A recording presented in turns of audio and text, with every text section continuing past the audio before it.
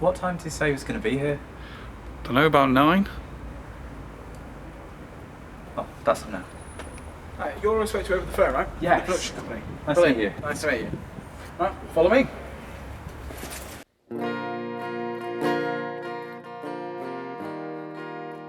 We're in this one.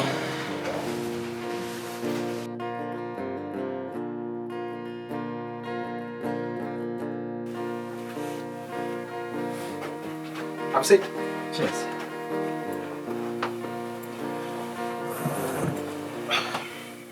Hi, my name is Matthew Deacon, and I'm the owner and chairman of Company Culture, a relatively new company, but it's growing on a daily basis. And what does your company do exactly? Well, we specialise in sales. We're selling airtime. More specifically, we're responsible for maximising the total number of traffic that will visit a company's site or news article. You might say that kind of company's 10 a penny in today's market, with social media, internet advertising, etc. But we do things a little differently.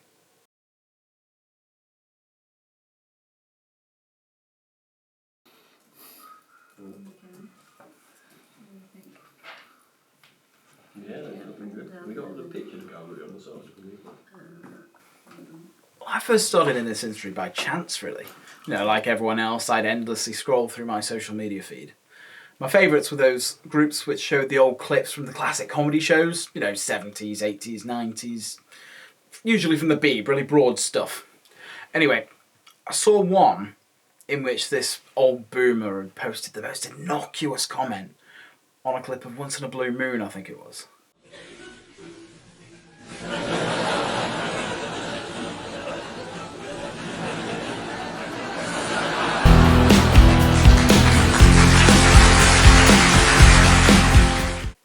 Yeah, anyway, it was something along the lines of, "You couldn't broadcast that today." I saw that and I was dumbfounded, for 3 reasons. One, I thought, what the hell has that kind of comment got to do with the post you've commented on? 2, I knew for a fact that show was still being broadcast on some obscure cable channel late at night. And 3, the amount of likes and follow-up replies on that one comment was staggering.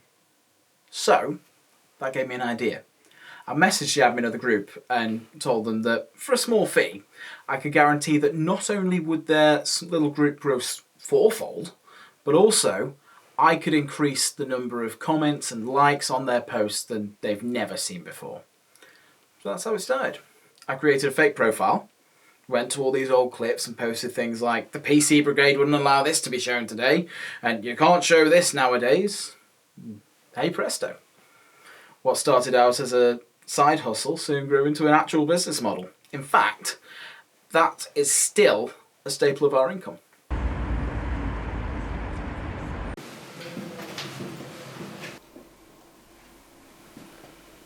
Hey, how's it going? We got Matt, how's it going?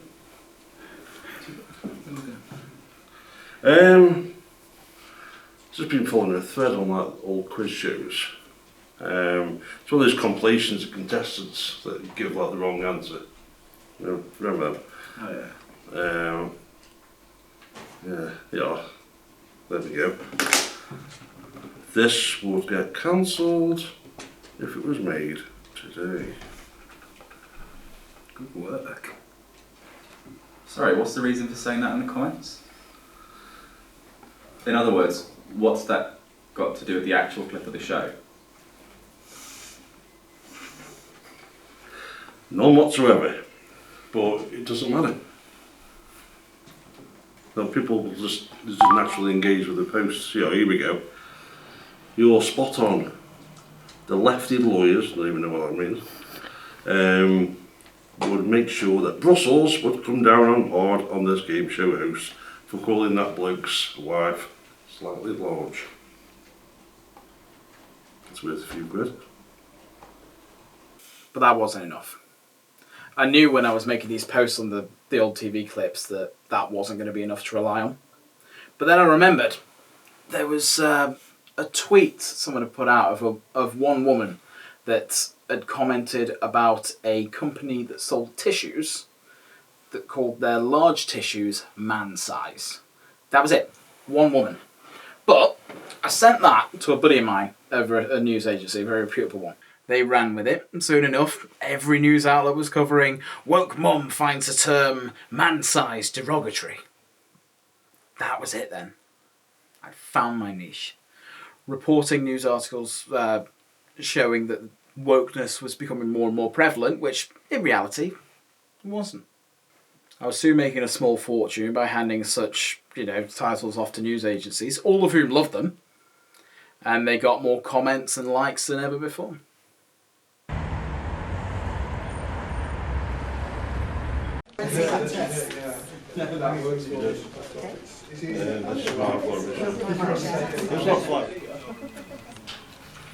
Okay, so this chain of coffee shops, they're thinking of changing white coffee to coffee with milk. I'm not sure we can add to that really. I mean, it's barely even a story. Hang on, let me think about it. Hang on, let me speak to my supervisor. Hold the line a sec, please. What are you thinking? I'm thinking of getting them to go with Vox Pops with their customers. Agreed. Try to go for at least one that thinks it's outrageous it's been changed. Okay, and then we can run with that as being everyone's opinion? Yeah. Time to go with woke coffee shop finds the term white coffee offensive. Now bowed to PC culture, calling it coffee with milk. Something along those lines, yeah. Hello, David. I think we've got your headline for you. Oh, is it Dave? Give him my best. What was that? Oh, it's just a contact from a news agency wanting a story that'll generate enough clicks and comments that'll make it worth our while. So we just told them to run with outrage over coffee with milk. They'll then run with that, send it all over social media that coffee shop finds the term white coffee offensive. Isn't that a lie? Oh no, not technically. I mean, the coffee chain is changing it to coffee with milk, just not for the reason that the article will no doubt suggest. And I'm sure they will find a Joe public that will be outraged about it. So it's all about perspective. I mean, that's what I love about this country. In other countries, they already call it coffee with milk. In Spain, it's called café con leche. French, café au lait. But you tell your average punter on a British street that, they'll swear blind that it's the woke country. Meanwhile, we get a nice little pay packet from the news agency.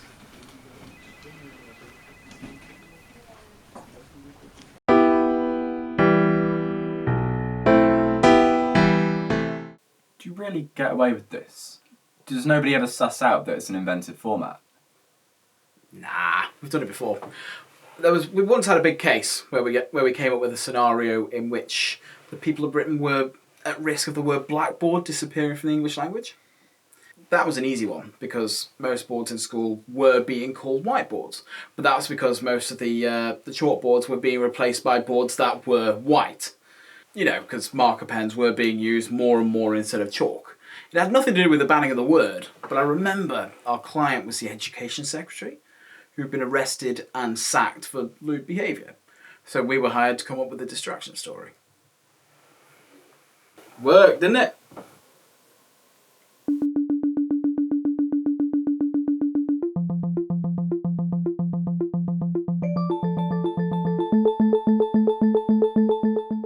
We've got a few ideas for the next one as well, just in case, we need it for a future job. I was thinking of the idea of getting rid of the phrase whiter than white. Maybe that suggests that being white is equated with being clean or something. I reckon BG News would like that one. Or how about woke vicar finds the term black-hearted bad. Woke vicar wants to get rid of the term black-hearted. That could be a flip on the white one. You can actually kill two birds with one stone with that one, if you get a client that wants to go after organised religion as well. Is that all aspects of the business covered then? Oh no, we're a big believer in hybrid working. We've got a small contingent that works from home from time to time. Their roles mainly consist of keeping an eye on social media trends.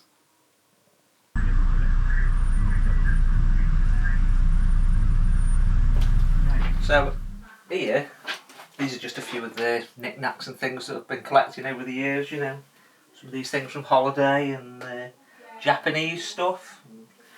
What else we got here? Oh, we've got a fan there, dog, a real dog down here somewhere. My name's Alex, and I've been working for the company Culture for about 10 months now. Yeah, it's not a bad job. What I'm responsible for is what we like to call user agitation. And what does that entail? Well, basically it's my job to maximise user engagement with advertisements in order to make more money for our clients. Quite proud of this one.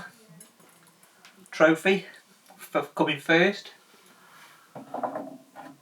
Got a few of them collectible figurines up there. And I'm sure Matthew's told you, we do this already with the promotion of news agency stories, but my job is a little bit different. So the number one target for us at the moment, and has been for a while, is adverts for plant-based foods. We partner with a number of food companies that specialise in advertising their meals and stuff on social media sites, and I have a specific job based around that.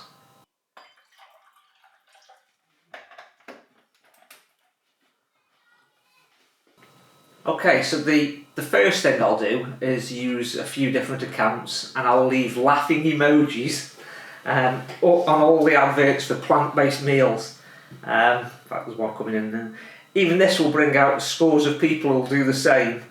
Then it's a case of typing the old faithful, "No thanks, give me a load of bacon instead, and I can sit back and wait for a bit." Yeah, here we go. Oh, some of you coming in to these. Steak. Yuck, I bet this is horrible. "No thanks, I prefer getting my B12. I see that one a lot for some reason. Oh, are you a vegan? Vegan? No, not at all.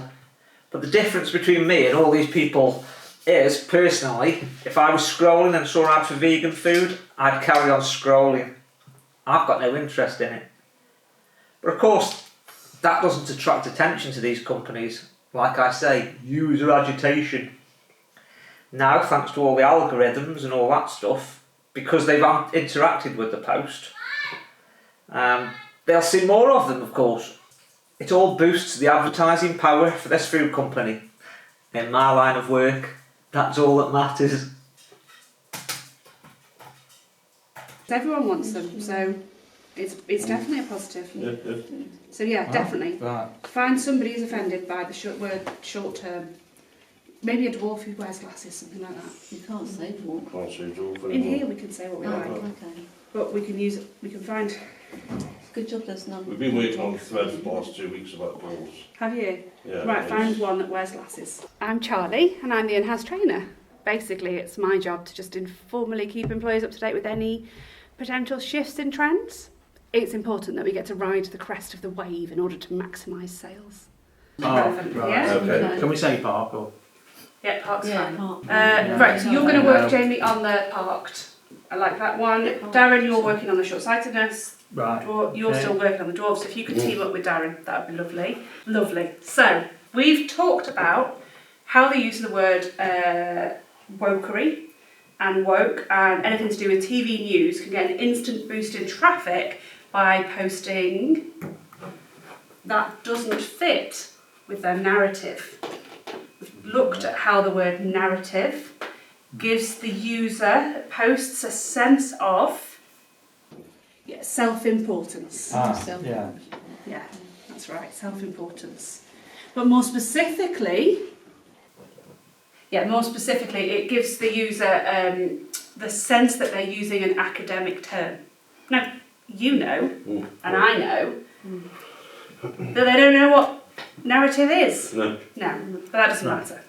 So feel free to keep using it in your posts, in all your agitational work. Yeah? But a word of warning, so a word of warning is it's possible the group of users that we've got using the narrative term might get a little fed up, bored with the term. So you just need to be careful of that, and that also goes for the term virtue signalling. So I'll just write that down as well. Do you think this can carry on? It seems that one day people might get wise that they're deliberately being manipulated. Well, I think the more avenues we explore, the longer our business can survive and even thrive. Granted, we're looking at new methods in order to be able to, keep our business rolling. One such thing which we are looking into is the aspect of viral videos. We think the audience for them are the most gullible, to be honest.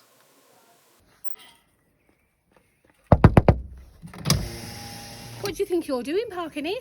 Sorry? This is our parking space. My husband has parked here since 1978. Get a move on or I'll be calling the police. Who do you think you are? The parking police? Excuse me, we've parked here forever. So you'll find this is our parking space. We live here. Get a bloody move on. Well, not today, it's not. You need to wind your neck in, love. Come on, move. Oh, silly cow. Okay, card. Is that all right? Oh my God, do you know, I've got to play a pregnant woman on a bus later on, and I've got to play another furious woman on an aeroplane. I got the idea for that because from the few viral videos I've seen, I'm thinking to myself, there's no way people's going to believe this is real. But sure enough, you look in the comments, you see a lot of angry, irate comments going, they can't even believe that that's happening. But I'll tell you something. I've learned that people already have their predisposed beliefs and thought patterns. They just need to see it in action. So they do. Then we make them for trendy clickbait website articles. Then they pay us. What does vocabulary mean? Words that we use every day. Come on, guys, we're above this. They've got to interview people in. Let's just show our best light. Okay, so snowflake seems to be becoming less and less popular. Wokerati was good, but only the politicians are using it still. And that campaign never really caught on. What about woke flake? Not bad. Not bad. Wokery pokery. Oh, Yeah. No. We'll put that on the back kind of burner for now. Yeah. Well, any marketing strategy where you're using a similar synonym might need a bit of work. So my name's Jamie. I'm fairly new here. The most recent to be hired, I think, actually. But as the newbie, and given the time of year it is, it's my job to find the seasonal stories. Seasonal? How do you mean? Okay, so apparently the easiest ways to increase our business will be coming up fairly soon. Remembrance Day and Christmas. Matthew says that these are the easiest campaigns to get behind, really easy, and they're ideal for people that are still in their training period. Take Remembrance Day, for example. Every year, what we do is we help our clients to boost their readership by finding one instance of someone, somewhere, anywhere, that at first glance doesn't seem to be bending over backwards to be behind wearing a poppy from at least a week before. That one instance we then take as the prevalent creeping mood from one group of people, usually the left, and the rest of the country now has to watch out in case we lose our values, that type of thing, or selling poppies in an area that causes offence. Pretty basic stuff, really. And that's a successful method? Well, it worked on Corbyn. That was a profitable campaign. And also, the other trading casework is Christmas. Such an easy mark. How do you mean? Okay. Well, a quick search of councils up and down the country in early November time will usually list their Christmas events. All you need to do is find one that's called Winterville or something, and hey presto, a call to our clients in the press, and they'll run with council bans Christmas, calls it Winterville or something similar. That's probably one of our biggest assignments, and we usually charge pretty a hefty fee on that one. See, look at all the comments and the angry emojis. Our clients love it.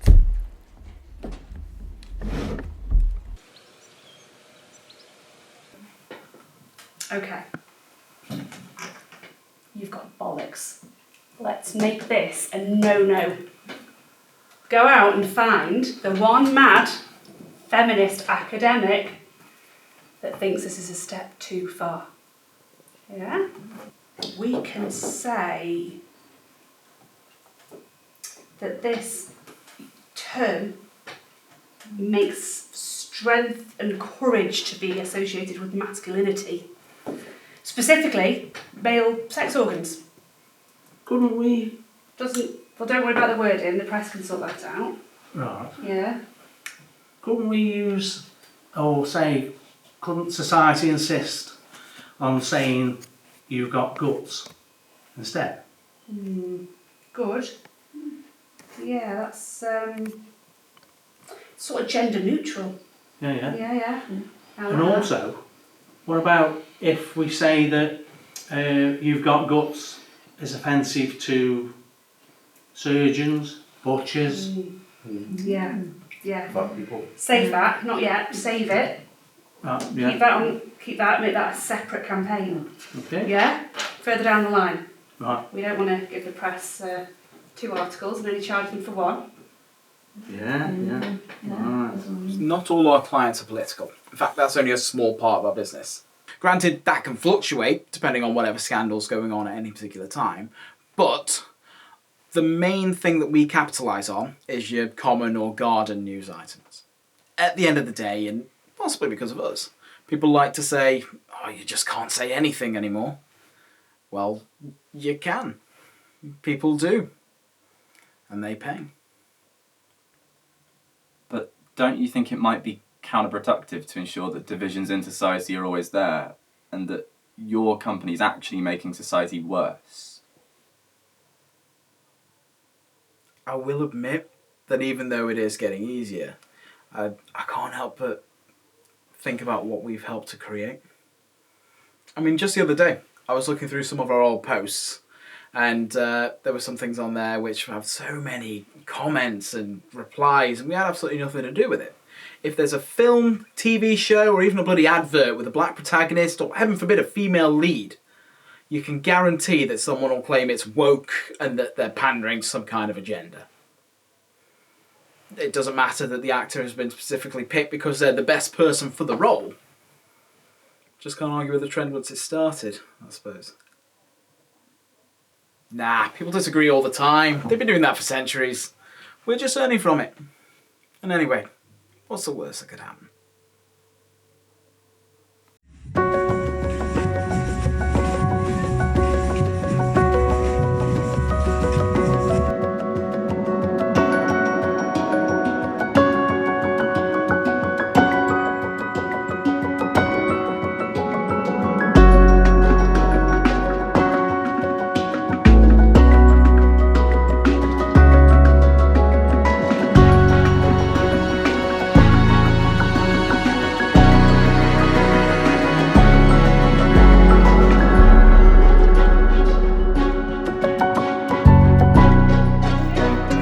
But we ought to be concerned about what God